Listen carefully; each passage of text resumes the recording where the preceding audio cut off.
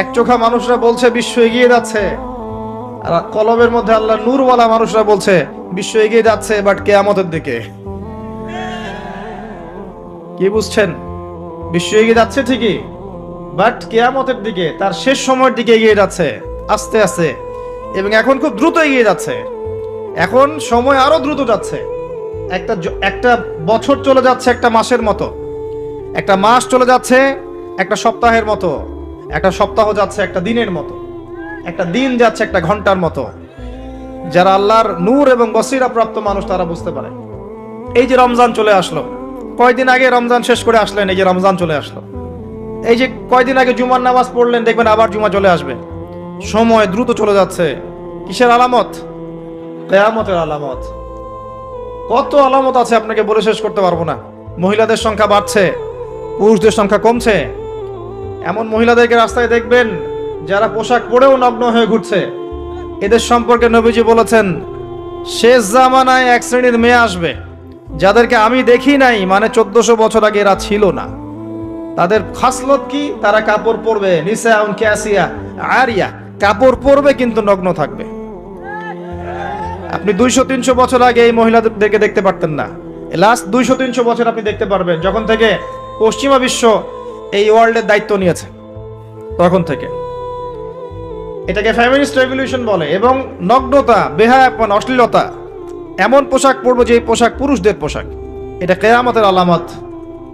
নবীজি বলেছিলেন যে গরিব মানুষরা, দরিদ্র মানুষ, স্যান্ডেল পরার টাকা নাই, গায়ে জামা পরার টাকা নাই, উঁচু উঁচু অট্টালিকা নির্মাণের প্রতিযোগিতা করবে। এটা আখিরুজ্জামান বা শেষ জামানের আলামত। দেখে নেন বিগত 200-300 বছর এগুলো ছিল কিনা। বিশাল বিশাল সাইন এগুলো প্রকাশ পাচ্ছে ডে বাই ডে। মানুষ সুদ খাবে, একজন ব্যক্তি সুদ থেকে দূরে থাকতে চাইবে, তার গায়েও সুদের ছিটাফোঁটা গিয়ে লাগবে। এটা সেই যুগ। আপনি পারবেন না বাঁচতে সুদ থেকে। দাড়ি টুপি নিয়েও খেতে হচ্ছে, কিচ্ছু করার নাই, কারণ সব সিস্টেমই সুদ ভিত্তিক।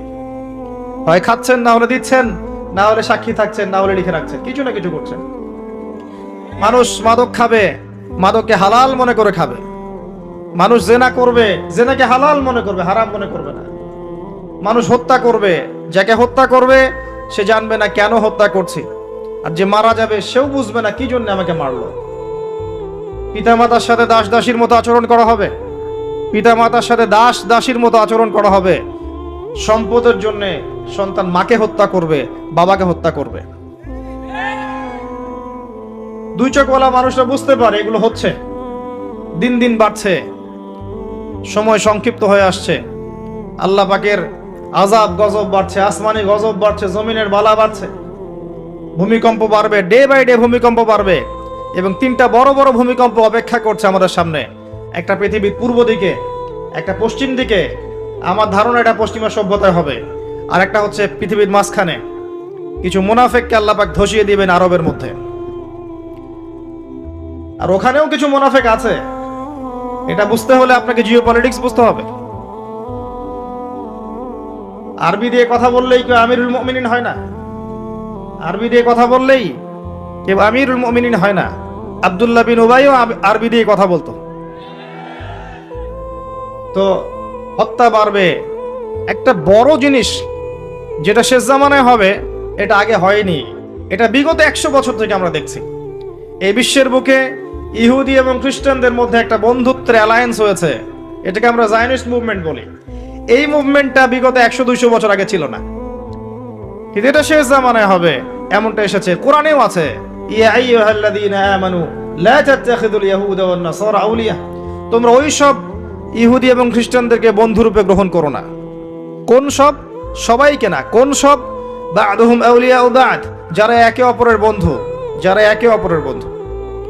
বিশ্বের ইতিহাস ঘাটলে দেখবেন, হিস্ট্রির ছাত্র আমি, ইতিহাস ঘাটলে দেখবেন ইহুদি এবং খ্রিস্টানরা একে অপরের সাথে মারামারি করেছে শতাব্দীর পর শতাব্দী। এমনকি ঈসা আলাইহিস সালামকে ইহুদিরাই হত্যা করতে চেয়েছিল, কিন্তু আল্লাহ পাক উঠিয়ে নিয়েছেন, ওয়া কাতালুহু ওয়া সালাবু। কিন্তু এখন দেখবেন ওরা বন্ধু, এখন দেখবেন ইসরায়েলের বন্ধু পশ্চিমারা। আশ্চর্য একটা বিষয়। আর কোন নিদর্শনের জন্য অপেক্ষা করছেন? এগুলো আস্তে আস্তে ডে বাই ডে বাড়তে থাকবে। হারাজ বাড়বে, হারাজ মানে হত্যাকাণ্ড, প্রচুর হত্যাকাণ্ড হবে।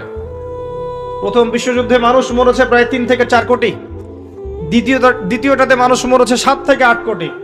সামনে যেটা হবে এখানে দেখবেন পৃথিবীর 3 ভাগের 1 ভাগই শেষ ইনশাআল্লাহু আযজা ওয়া জাল। এমনটাই হবে ইনশাআল্লাহু তাআলা। আমরা চাই না এমনটা হোক, কিন্তু কুদিয়াল আমর, লেখা হয়ে গেছে, এগুলো কিছু করার নাই। নবী ঈসা আলাইহিস সালাম আসার আগে পৃথিবীর অবস্থা এমন থাকবে না। পৃথিবী সংকীর্ণ হয়ে আসবে, জনসংখ্যা কমবে, প্রচুর মানুষ মহামারীতে মারা যাবে।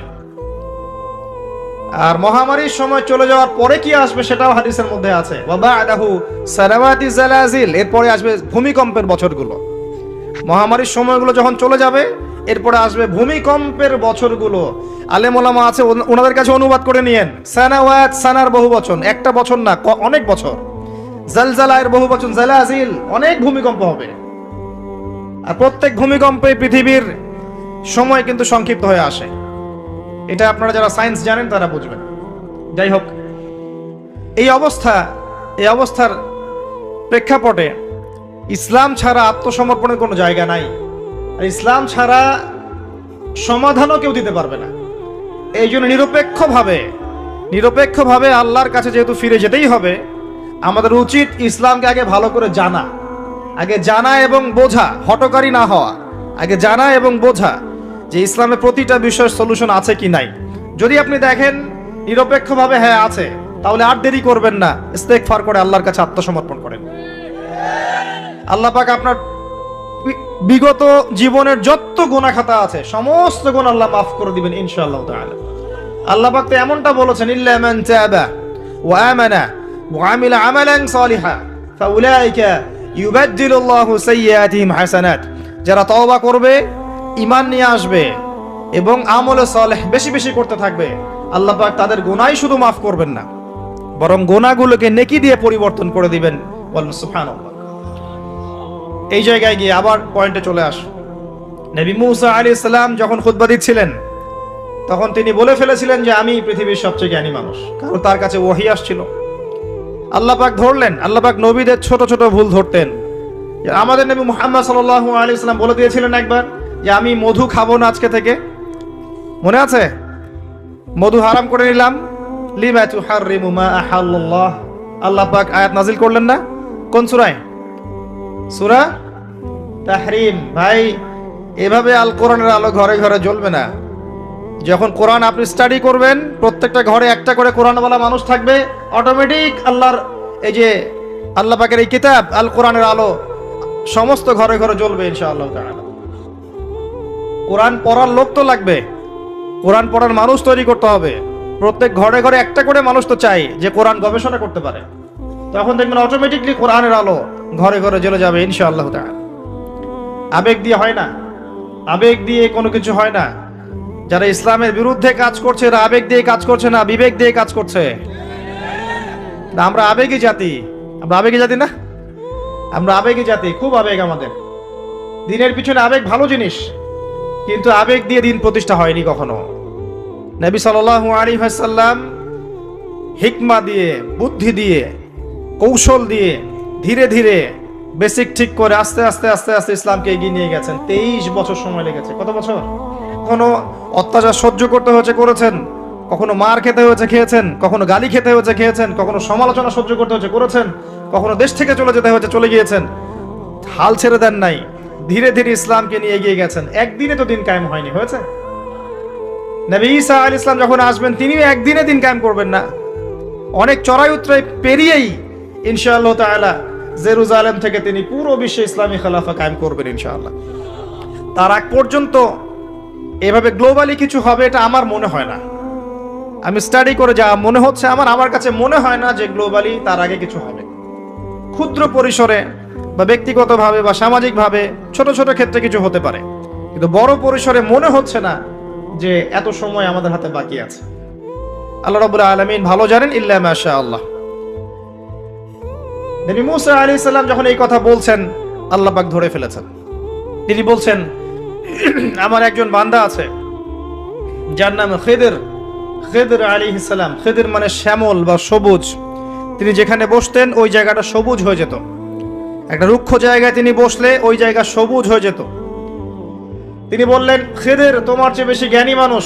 নবী মুসা আলাইহিস সালাম বললেন, আমি তার সাথে মিট করতে চাই, আমি তার সাথে দেখা করতে চাই, আমি তার কাছে জ্ঞান শিখতে চাই। তিনি এগিয়ে গেলেন জ্ঞান শেখার পথে। একজন সাথীকে সঙ্গে দিলেন, তার নাম ইউশা বিন নুন।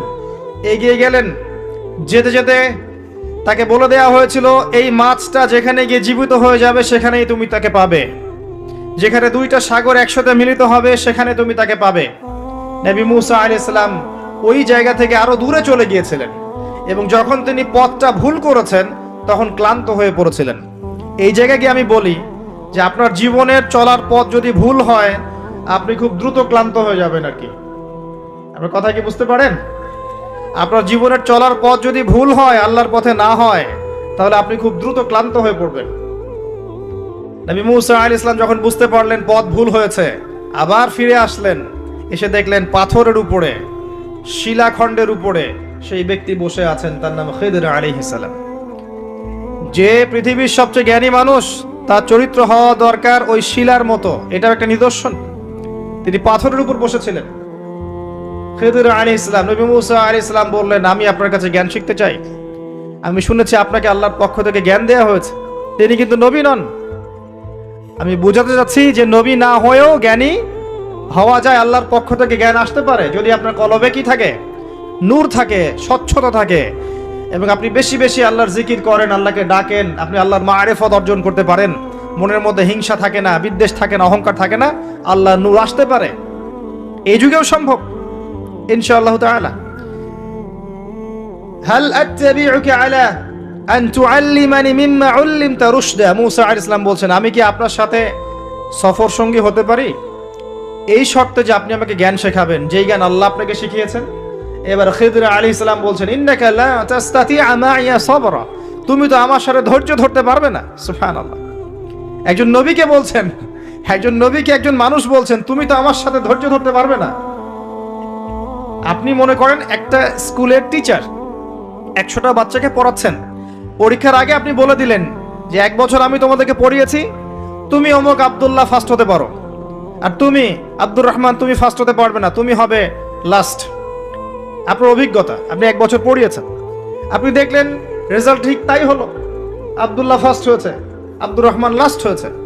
এর মানে কি এই টিচার গায়েব জানে? গায়েব জানে? তার ইলম, তার প্রজ্ঞা, তার অভিজ্ঞতা। নবী মুসা আলাইহিস সালামকে বলছেন তিনি, খিদির আলাইহিস সালাম, ইন্নাকা লান তাস্তাতিআ মাইয়া সাবরা, তুমি আমার সাথে ধৈর্য ধরতে পারবে না। মানে গল্পের শেষে আপনি গিয়ে দেখবেন তিনি আসলেই ধৈর্য ধরতে পারেন নাই। তো মুসা আলাইহিস সালাম বলেন, ইনশাআল্লাহ আমি ধৈর্য ধরব, আমি ধৈর্য ধরব ইনশাআল্লাহ, এবং আমি আপনার কাজে কোনো বিঘ্ন সৃষ্টি করব না। আচ্ছা ঠিক আছে, চলো। গল্প অনেক বড়, আমি সংক্ষেপে বলছি। 3টা ঘটনা ঘটেছে। একবার নৌকা ফুটা করে দিয়েছেন খিদির আলাইহিস সালাম, দ্বিতীয়বার একজন বালককে হত্যা করেছেন, আর তৃতীয়বার একটা দেয়ালকে নির্মাণ করেছেন, দেয়ালটা পড়ে গিয়েছিল, কোনো পারিশ্রমিক নেননি, ফ্রি অফ কস্ট দেয়াল নির্মাণ করেছেন। নবী মুসা আলাইহিস সালাম প্রত্যেকবার বলছেন যে আপনি এই কাজটা কেন করলেন, আপনি এই কাজটা কেন করলেন, বারবার জিজ্ঞাসা করছেন, ইন্টারফেয়ার করছেন। এবং খিদির আলাইহিস সালাম বলছেন, আমি কি বলিনি তোমাকে, আলাম আকুল লাক ইন্নাকা লান তাস্তাতিআ মাইয়া সাবরা। এক পর্যায়ে যখন তিনি তৃতীয় প্রশ্নের উত্তর দিতে পারলেন না, সবর করতে পারলেন না, তখন খিদির আলাইহিস সালাম বলেন, হাযা ফিরাকু বাইনি ওয়া বাইনাক, এই হচ্ছে তোমার আমার পার্থক্য, আর একসাথে চলা হলো না। তবে যাওয়ার আগে আমি তোমাকে জানিয়ে দেব কেন আমি এই কাজগুলো করেছি। ওই নৌকা ফুটা না করলে, ওই নৌকার পিছনে জলদস্যু ছিল, ভালো নৌকা হলে নিয়ে চলে যেত। আমি ওই ব্যক্তির ক্ষতি করিনি, বরং উপকার করেছি নৌকা ফুটা করে দিয়ে। ওই বাচ্চাকে হত্যা না করলে, ওই বাচ্চার পিতা মাতা ছিল বড় আলেম, বড় আল্লাহওয়ালা, এই বাচ্চা বড় হলে নিজেও কাফের হতো, বাপ মাকেও কুফরিতে নিয়ে যেত। অনেকটা আমাদের নাস্তিক প্রজন্মের মতো আর কি। তিনি হত্যা করেছেন, আল্লাহর আদেশে হত্যা করেছেন। আর ওই যে দেয়াল নির্মাণ করেছি, এই দেয়ালের নিচে ছিল 2 জন এতিম বালকের রেখে যাওয়া পৈতৃক সম্পত্তি। তার বাবা মা রেখে গিয়েছিল সোনার কয়েন, রূপার কয়েন, এইগুলো মাটির নিচে ছিল। তারা বড় হয়ে যেন এটা পায়, অন্য কেউ সিজ করতে না পারে, এই জন্য আমি এখানে দেয়াল নির্মাণ করেছি, কোনো পারিশ্রমিক নেই নাই। বাই দ্য ওয়ে, সোনার কয়েন আর রূপার কয়েনের কথা কোরআনে আছে, দিনার আর দিরহামের কথা কোরআনে আছে, যদিও বিশ্ব ব্যবস্থায় নাই। বিশ্ব ব্যবস্থার IMF নামে একটা সংগঠন আছে, ইন্টারন্যাশনাল মনিটারি ফান্ড, তারা আইন করে সোনার কয়েন আর রূপার কয়েনকে হারাম করে দিয়েছে।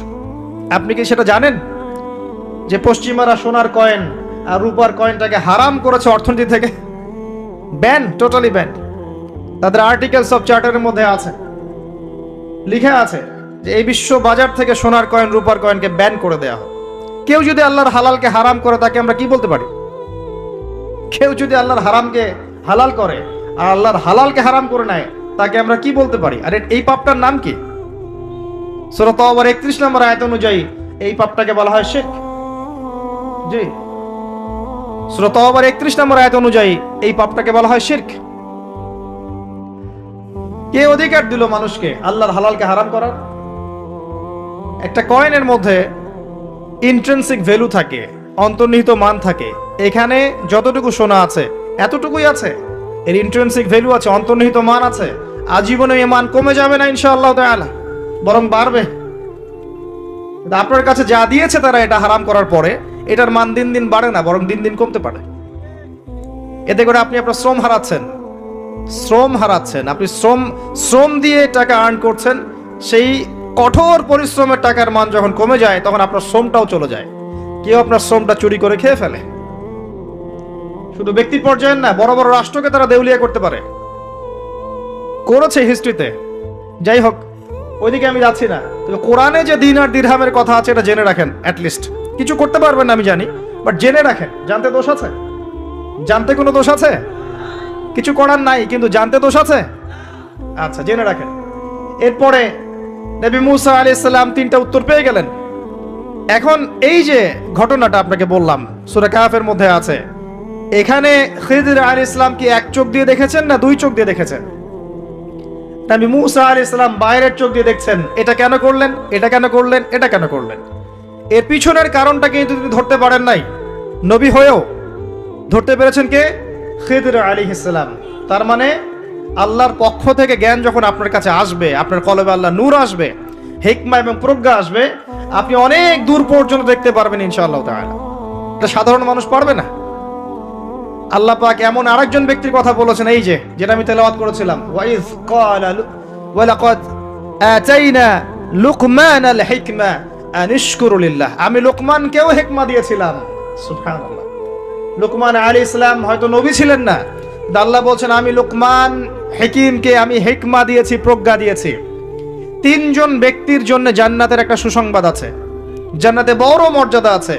3 জনই হচ্ছেন কালো বর্ণের, আফ্রিকান কন্টিনেন্টের মানুষ, যেটাকে আমরা মনে করি যে কুৎসিত চেহারা। আসলে তো মানুষ কুৎসিত নয়। মানুষ কি কুৎসিত হয়? কালোর মধ্যে সৌন্দর্য আছে না?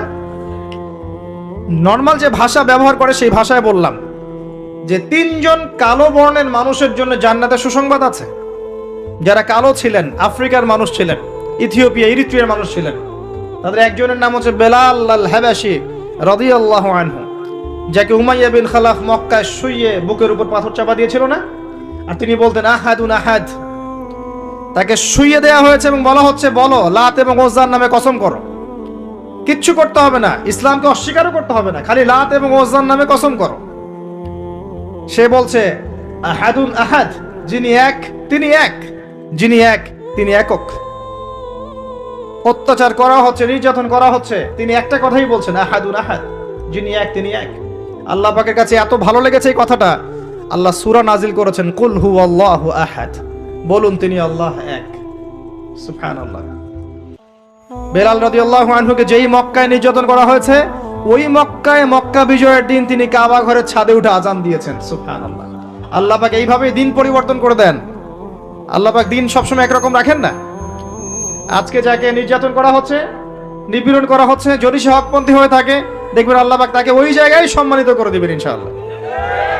এটা আল্লাহ সুন্নাহ, আল্লাহ পাক করেছেন হিস্ট্রিতে যুগে যুগে। আরেকজন হচ্ছেন বাদশা নাজাশি। এটাকে যার রাষ্ট্রে মুসলিমরা আশ্রয় নিয়েছিল হিজরত করে, আবিসিনিয়ার বাদশা নাজাশি, মনে আছে? সিরাত পড়েছেন? আচ্ছা। আরেকজন হচ্ছে লুকমান হাকিম আলাইহিস সালাম, তার উপরেও জান্নাতের বড় মর্যাদা আছে। তাকে অপশন দেয়া হয়েছিল নবুয়ত নিবেন নাকি প্রজ্ঞা নিবেন। তিনি নবুয়তের দায়িত্বটাকে ভারী মনে করেছেন এবং প্রজ্ঞাটাকে সহজ মনে করেছেন এবং প্রজ্ঞাটাকে তিনি বেশি বেশি নেয়ার জন্য আল্লাহর কাছে দোয়া করেছেন। আল্লাহ রাব্বুল আলামিন তাকে প্রজ্ঞা নাজিল করেছেন, প্রজ্ঞা দিয়েছেন। আসেন তিনি কি বলছেন এবং একজন প্রজ্ঞাবান মানুষের আচরণ কেমন হওয়া উচিত তিনি আল্লাহ পাক বলছেন, ওয়ালাকাদ আতাইনা লুকমানাল হিকমা, আমি লোকমানকে হিকমা এবং প্রজ্ঞা দিয়েছি, আমার পক্ষ থেকে জ্ঞান শিক্ষা দিয়েছি। আনিশকুরু লিল্লাহ, জ্ঞানের প্রথম কাজটা হচ্ছে হে লোকমান তুমি আল্লাহর শুকরিয়া আদায় করবে। সুবহানাল্লাহ, একজন জ্ঞানী মানুষ আল্লাহর শুকরিয়া আদায় করে। ওয়া মান ইয়াশকুর ফাইন্নামা ইয়াশকুরু লিনাফসি, যে ব্যক্তি আল্লাহর শুকরিয়া আদায় করে সে নিজের নফসের ভালোর জন্যই সেটা করে। আল্লাহ পাক অন্য আয়াতে বলেছেন, লা ইন শাকারতুম লা আযীদান্নাকুম, যদি তোমরা আল্লাহর শুকরিয়া আদায় করো আমি তোমাদের প্রতি আমার নেয়ামতকে কি করব, বাড়িয়ে দেব। ওয়ালা ইন কাফারতুম, যদি তোমরা কুফরি করো, ইন আযাবি লাশাদীদ, আমার আযাব বড়ই কঠিন, বড়ই কঠিন। আমাদের উচিত দিনে কমপক্ষে 100 বার করে হলেও আলহামদুলিল্লাহ পড়া যাবে,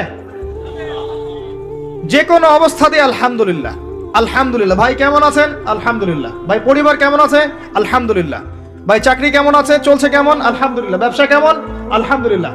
এটা হচ্ছে সেই বান্দা নিদর্শন যার মনের মধ্যে আল্লাহর প্রতি ভক্তি শ্রদ্ধা আছে, যার মনের মধ্যে আল্লাহর নূর আছে, তার নিদর্শন হচ্ছে সে সব সময় শুকরিয়া আদায় করবে।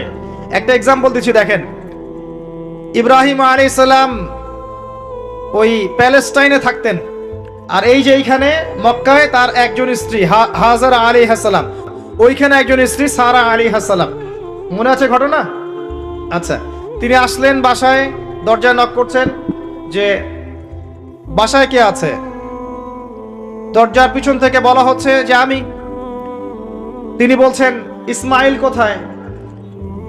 তখন আওয়াজ আসছে ইসমাইল শিকার করতে গেছে। তারপরে তাকে বলা হচ্ছে তোমরা কেমন আছো, স্বামী স্ত্রী তোমরা কেমন আছো? তো স্ত্রী জবাব দিচ্ছে আমরা ভালো নাই, আমাদের ঘরে অনেক অভাব, আমাদের অনেকের স্ত্রীর মতো। আছে না এরকম? সারা জীবন করে যাবেন, একটা কথাই শুনবেন শেষ বয়সে গিয়ে, জীবনে কিছুই পাইলাম না তোমার কাছে। নিজের মাথার ঘাম পায়ে ফেলে করতেই থাকবেন, করতেই থাকবেন, করতেই থাকবেন, করতেই থাকবেন, কিন্তু আপনি শুনতেই থাকবেন, শুনতেই থাকবেন, কিছুই করলাম না, কিছুই পাইলাম না, কিছুই পাইলাম না। অমুক ভাবি কত ভালো আছে, অমুক কত ভালো আছে, অমুকের এত আছে, অমুকের তত আছে।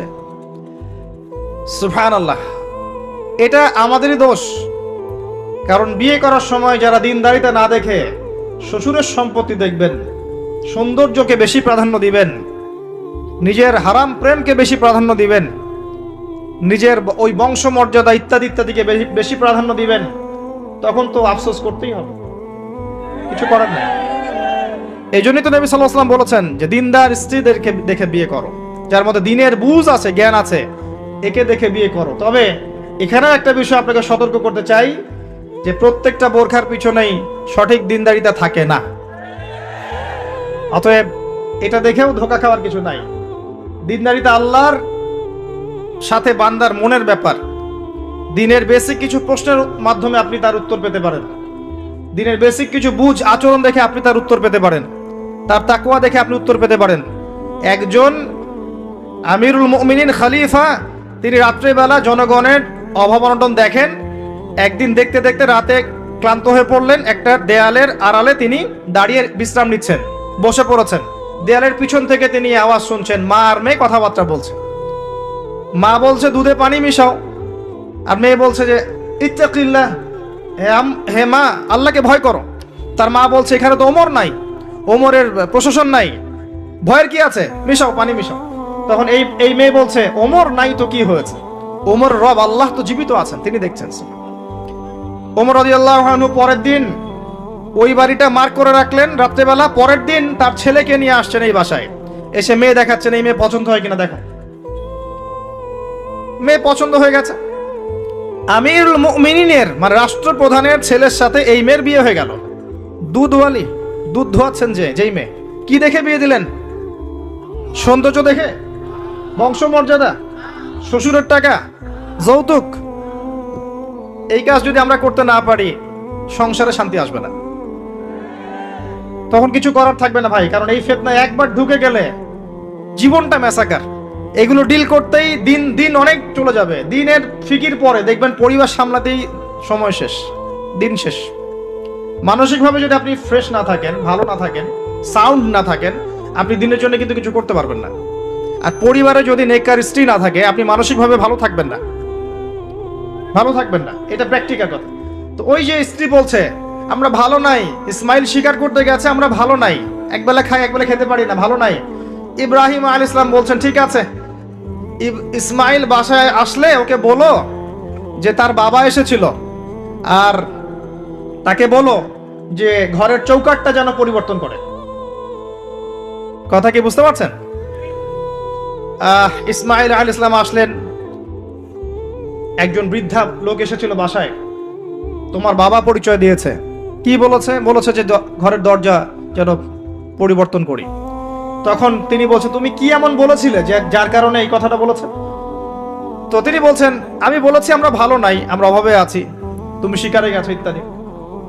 তখন তিনি বলছেন তুমি ভুল করেছো, তিনি আমার বাবা ছিলেন, তিনি একজন নবী, তিনি ইনডাইরেক্টলি আমাকে বলেছেন আমি যেন তোমাকে তালাক দেই। এক কথায় তালাক হতে পারে?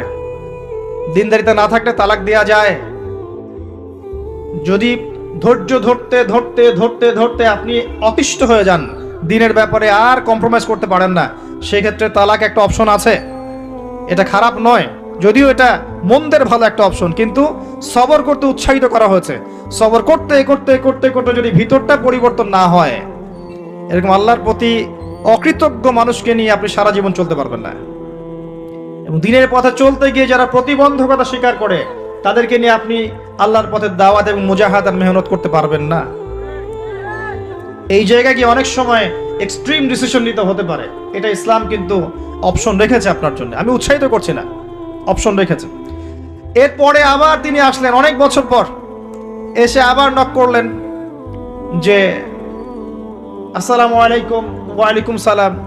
ইসমাইল কোথায়? স্বীকার করতে গেছে। তোমরা কেমন আছো? আলহামদুলিল্লাহ আমরা অনেক ভালো আছি। ঠিক আছে, ইসমাইল বাসায় আসলে তাকে বলো ঘরের চৌকাঠটা যেন যত্ন করে আদর করে মহব্বত করে রাখে। কথা বুঝতে পারছেন? এবার ইসমাইল আলাইহিস সালাম আসলেন বাসায়, তার স্ত্রী জিজ্ঞাসা করছে, একজন বৃদ্ধা এসেছিলেন, তোমার বাবা পরিচয় দিয়েছেন। কি বলেছে? বলেছে আমি যেন ঘরের চৌকাঠটা তুমি যেন অটুট রাখো, বহাল রাখো। তুমি কি বলেছো? আমি বলেছি আমরা অনেক ভালো আছি। তখন তিনি বলছেন আমার বাবা তোমাকে অনেক পছন্দ করেছেন এবং তোমাকে নিয়ে আমাকে সংসার করতে বলেছেন। এই হলো অবস্থা।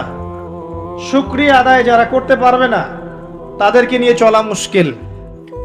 লুকমান হাকিম, যাকে প্রজ্ঞা দেয়া হয়েছে, তাকেও আল্লাহ পাক আদেশ করছেন তুমি আল্লাহর শুকরিয়া আদায় করো। যে ব্যক্তি আল্লাহর শুকরিয়া আদায় করে, কৃতজ্ঞতা প্রকাশ করে, যে কোনো হালতেই বলতে পারে আল্লাহ আলহামদুলিল্লাহ আমি ভালো আছি। এবং আল্লাহ রাসূল সাল্লাল্লাহু আলাইহি ওয়াসাল্লাম বলেছেন কখনো উঁচু স্তরের লোকদের দিকে তাকাবে না। যার উঁচু বাড়ি আছে, তোমার চেয়ে উঁচু বাড়ি আছে, তোমার চেয়ে বড় গাড়ি আছে, তোমার চেয়ে বেশি টাকা আর্ন করে, ওদের দিকে দেখবে না, ওদের দিকে চোখ দিও না। বরং তোমার চেয়ে নিচে যারা আছে, দরিদ্র যারা, তোমার চেয়ে যারা দরিদ্র, ওদের দিকে তাকাও। তাহলে তুমি আল্লাহর নিয়ামতের শুকরিয়া আদায় করতে পারবে ইনশাআল্লাহ। আমরা যদি হসপিটালে যাই, শুকরিয়া আদায় করতে পারবো না?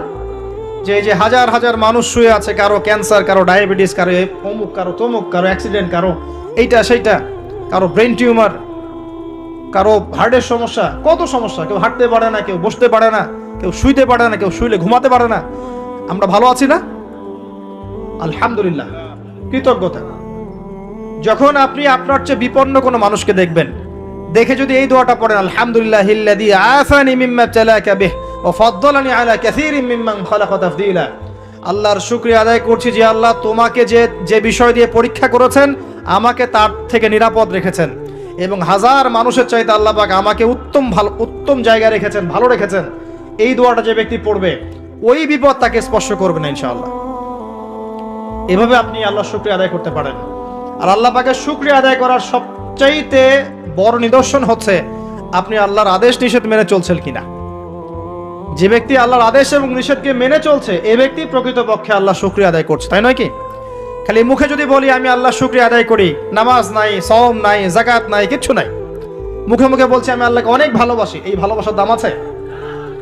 আল্লাহ পাক কি বলেছেন? যে তোমরা যদি আল্লাহর ভালোবাসা পেতে চাও, কুল ইন কুনতুম তুহিব্বুনাল্লাহ ফাত্তাবিউনি আমার অনুসরণ করো। কার অনুসরণ?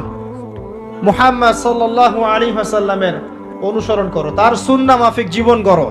ইনশাআল্লাহ আল্লাহ পাক তোমাদেরকে মাফ করে দিবেন, আল্লাহও তোমাদেরকে ভালোবাসবেন ইনশাআল্লাহ।